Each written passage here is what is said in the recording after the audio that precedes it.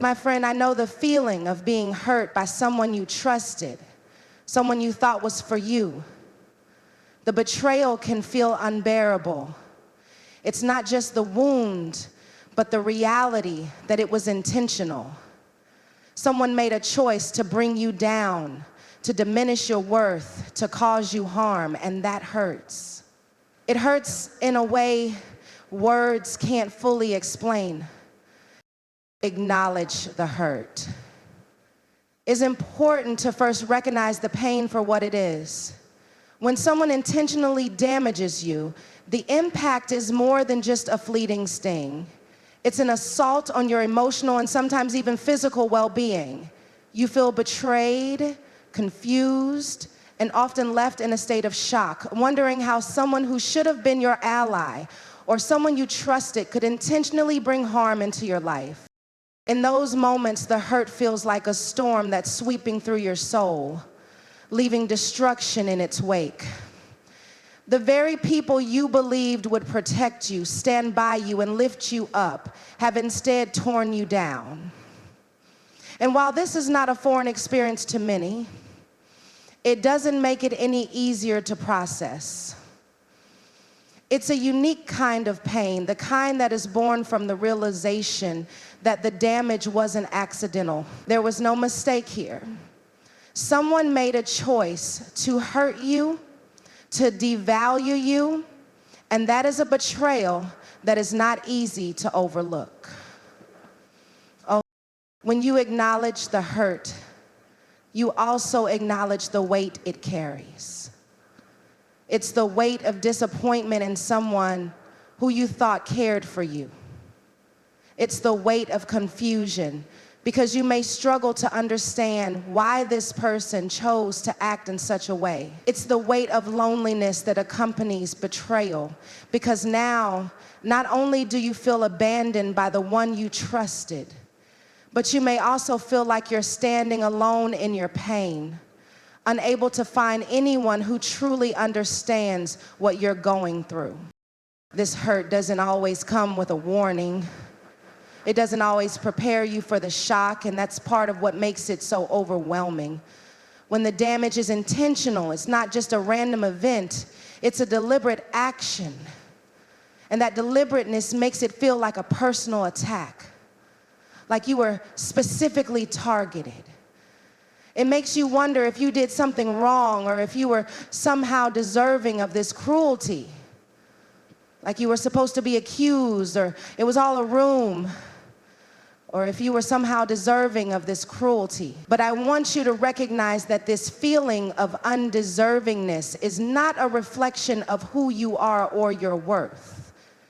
The fact that someone chose to damage you doesn't lessen your value. It's a reflection of their lack of character, not yours. As you sit with the hurt, it's important to let yourself feel it. It's okay to acknowledge the pain without feeling like you have to immediately move past it or bury it beneath a layer of false strength. Healing doesn't begin with suppression, it begins with recognition. Allow yourself to feel the anger, the sadness, the disappointment, whatever emotions arise, because that is part of your process of coming to terms with what has happened. You don't have to hide from your emotions. You don't have to act as if it doesn't hurt. By acknowledging the hurt, you give yourself permission to grieve, to mourn what was lost, whether that's trust, security, or a part of your own spirit that was damaged in the process. Acknowledging the hurt is not about staying in the pain. It's not about dwelling on the injustice or becoming consumed by the anger. But first you have to face it. You have to see it for what it is and allow yourself the grace to process it. There's no timeline for grief, and there's no set of rules for how you should feel. The hurt is real, and it deserves to be acknowledged so that you can begin the journey of healing. You have to admit it to yourself before you can ever move beyond it. You can't pretend that the pain doesn't exist, because doing so only delays the healing. Recognizing the depth of the hurt will help you understand the weight you're carrying and why it's so heavy to bear. But it also opens the door for you to take the first step toward releasing it. Before you can heal, you must give the hurt the space it needs to be felt, understood, and eventually released.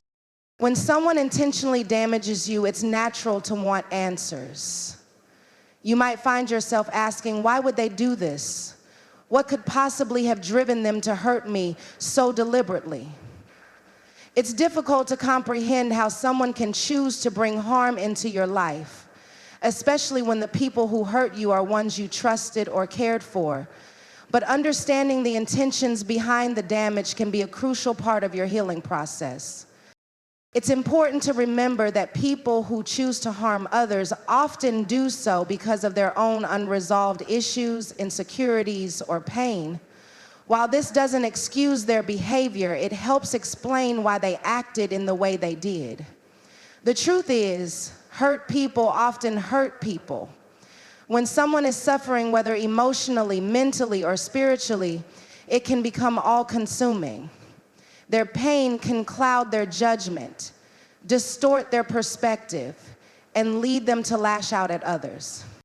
In many cases, the person who inflicted damage on you may have been operating from a place of deep fear or insecurity. They may have felt threatened by your success, your happiness, or the relationships you had. If they were dealing with their own feelings of inadequacy, they may have seen your strength or your joy as something that highlighted their own shortcomings. Rather than addressing their own issues, they chose to project their pain onto you. Instead of being happy for you or supporting you, they took the route of attacking or tearing you down to make themselves feel better, even if that relief was only temporary. In other instances, the damage may have been rooted in jealousy or competition. Sometimes, when people are envious, they act out in ways that are intentionally hurtful. They may not want to see you succeed or thrive because it challenges their own sense of self-worth. This isn't just a superficial feeling of rivalry. It's often a reflection of their fear that they're not good enough, or that they're somehow lacking. They may have tried to sabotage your progress or happiness because they feel incapable of reaching the same heights you've reached, or they don't want you to surpass them in any way.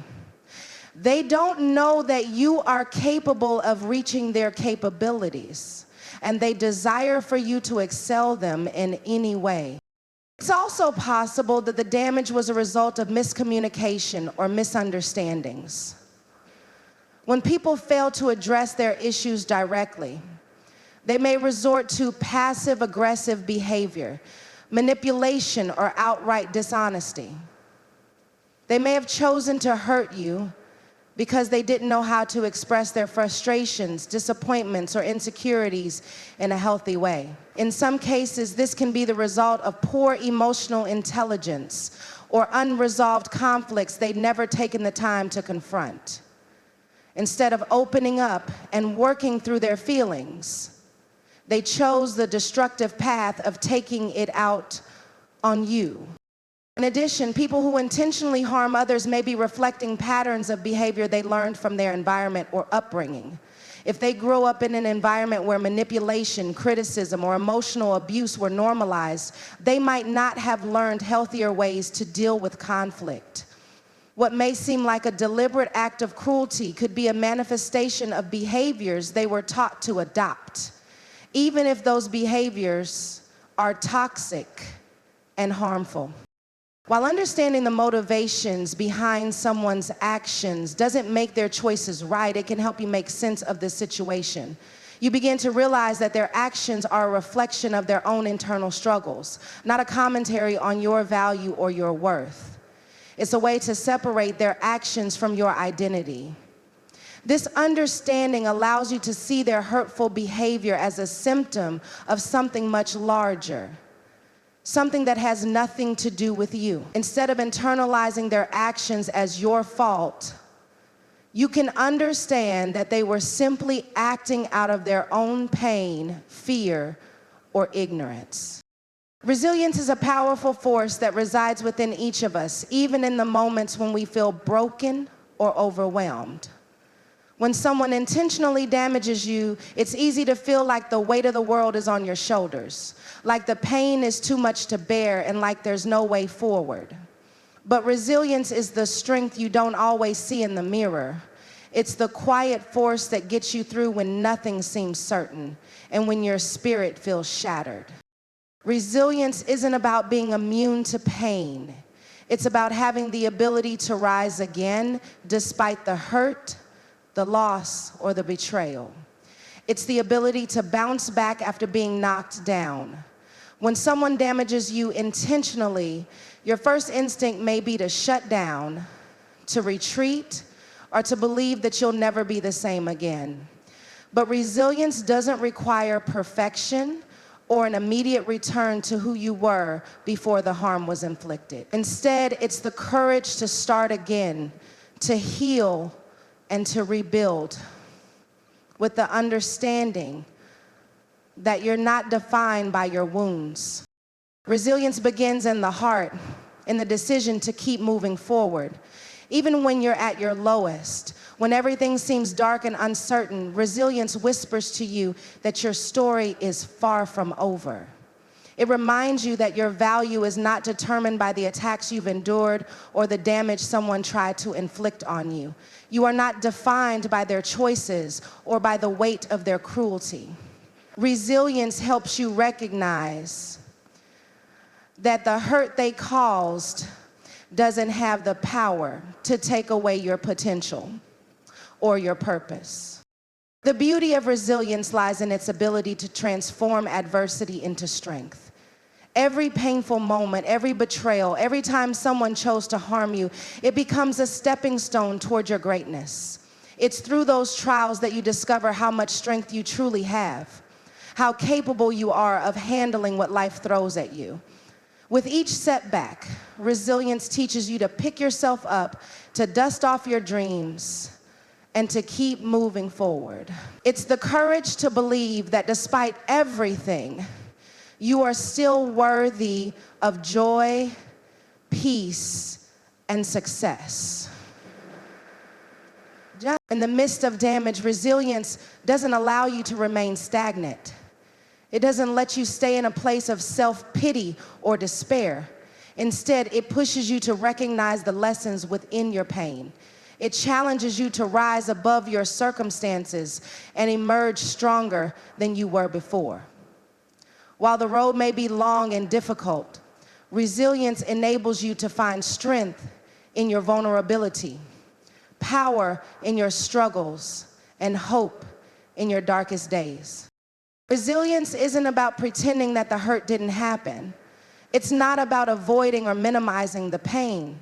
It's about choosing to continue forward, even when the journey feels impossible. It's about acknowledging the hurt and then refusing to allow it to define you or stop you from reaching your destination. It's the inner fire that refuses to be extinguished, no matter how hard the winds of life blow. At its core, resilience is about rediscovering who you are after being hurt. It's about reconnecting with your purpose, your dreams, and your belief in yourself. You may have been broken, but you were never destroyed. And through your resilience, you will rise again. Healing takes time.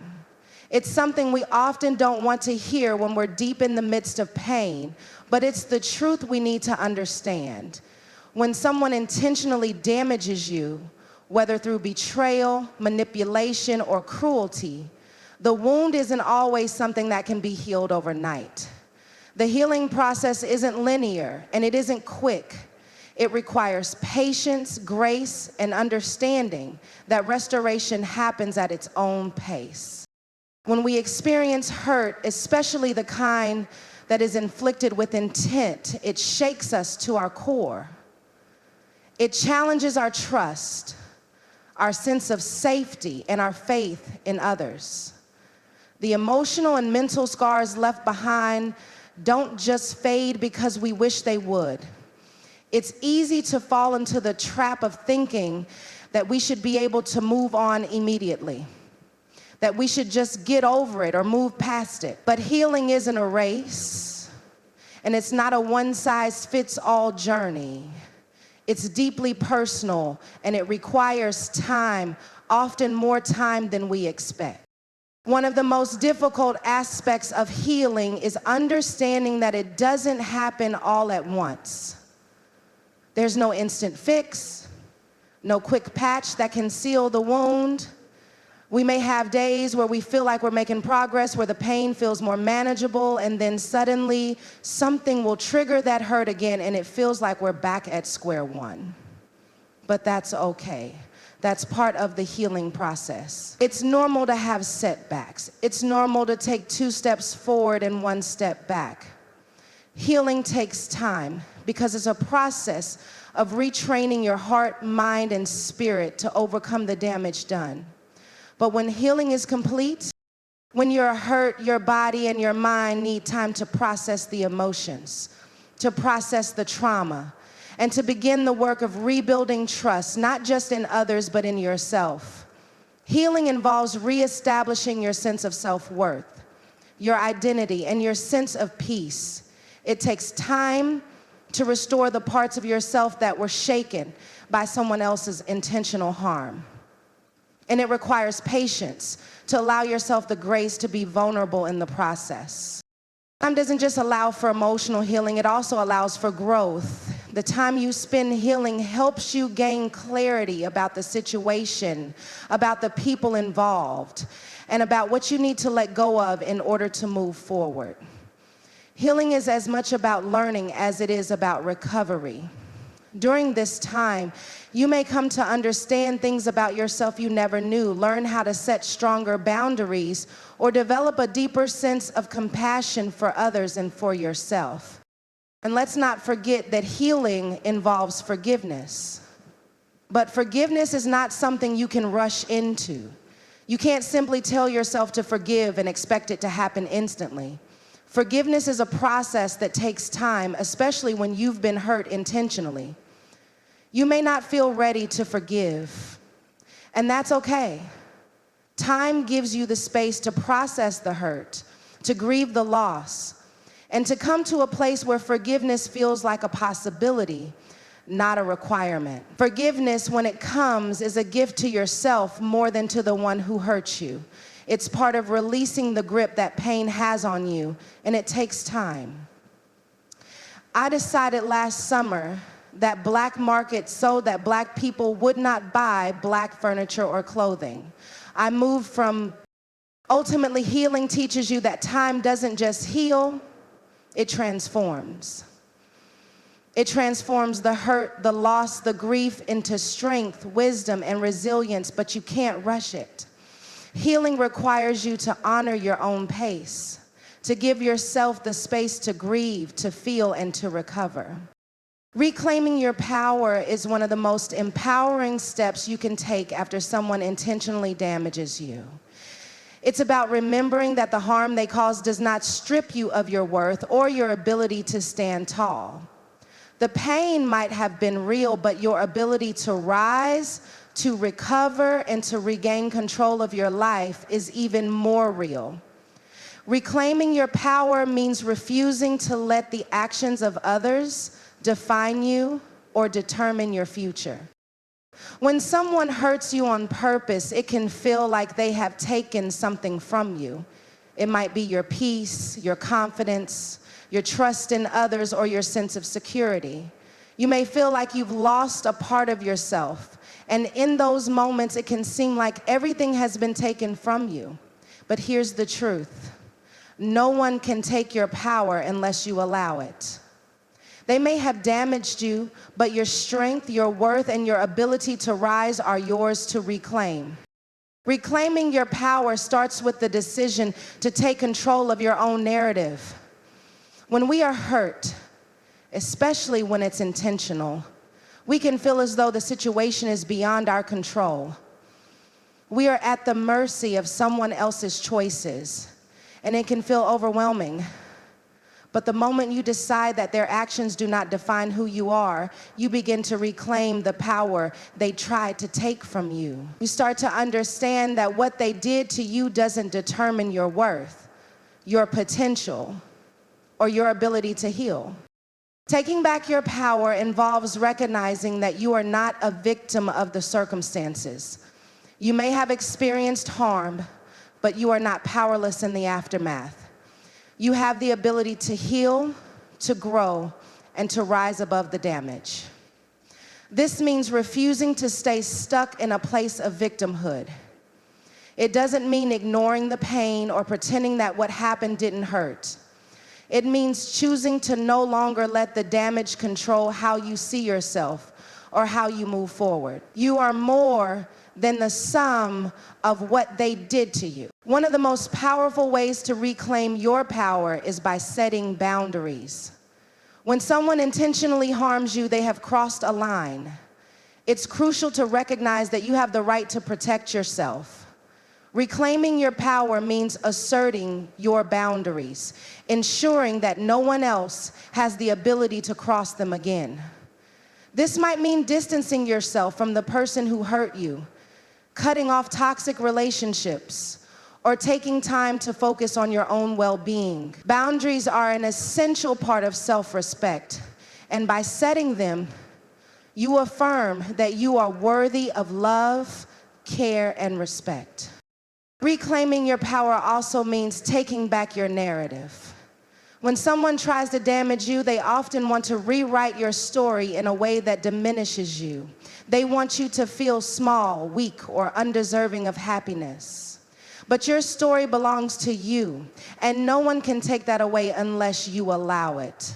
Reclaiming your power means telling your story from your own perspective, not through the lens of their hurtful actions. It's about finding your voice again and speaking up for yourself, for your truth, and for your future. It's important to understand that reclaiming your power is a process, not a one-time decision. It requires ongoing effort and commitment to your own healing. It means constantly reminding yourself that you are worthy, capable, and deserving of peace.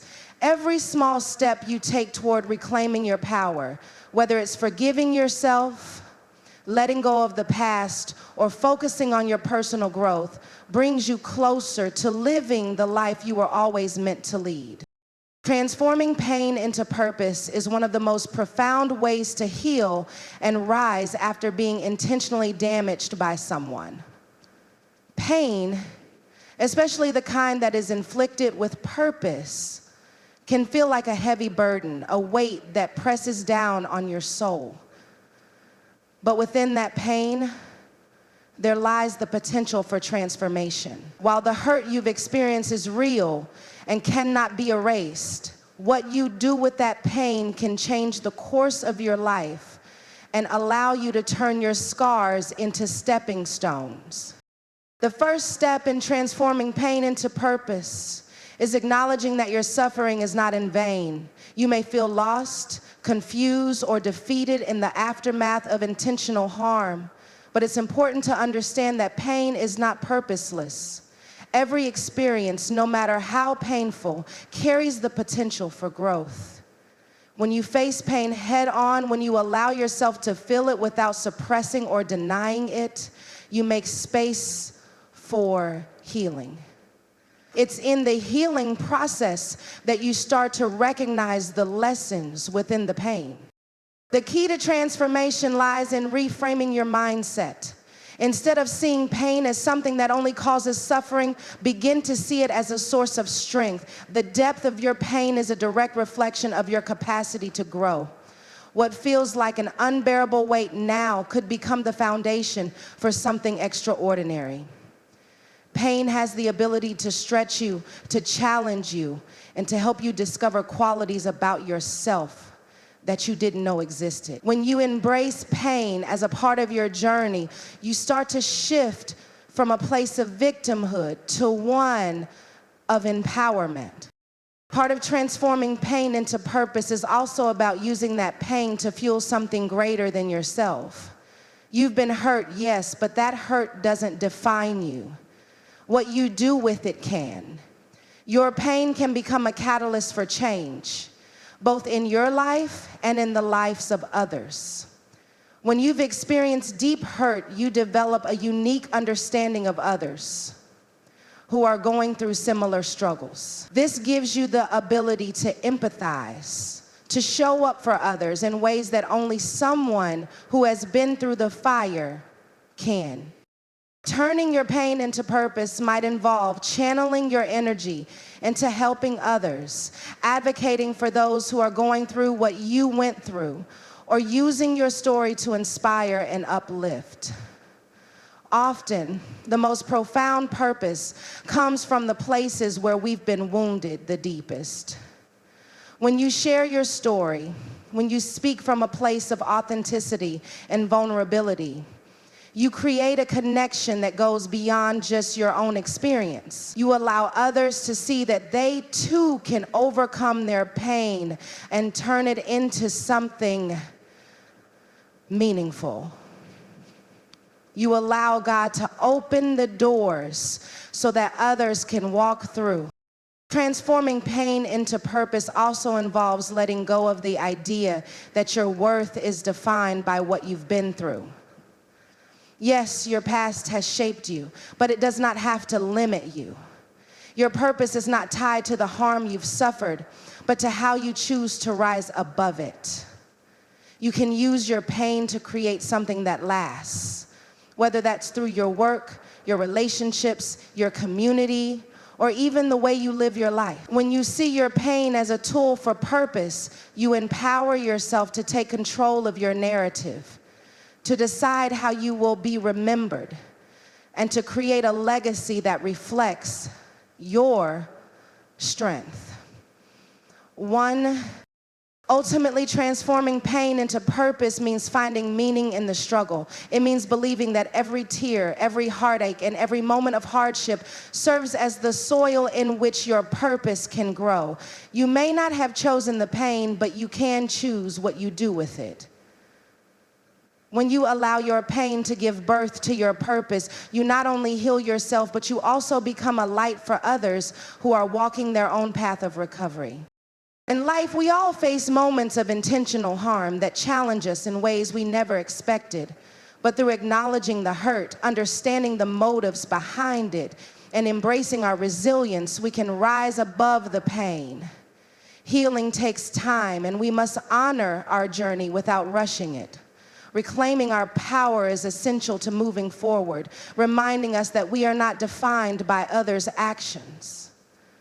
Once in a heartbeat, we can remind ourselves that we are not defined by others' actions. And finally, when we transform our pain into purpose, we not only heal, but become a beacon of hope and strength for others. Our scars can become the foundation of our greatest victories.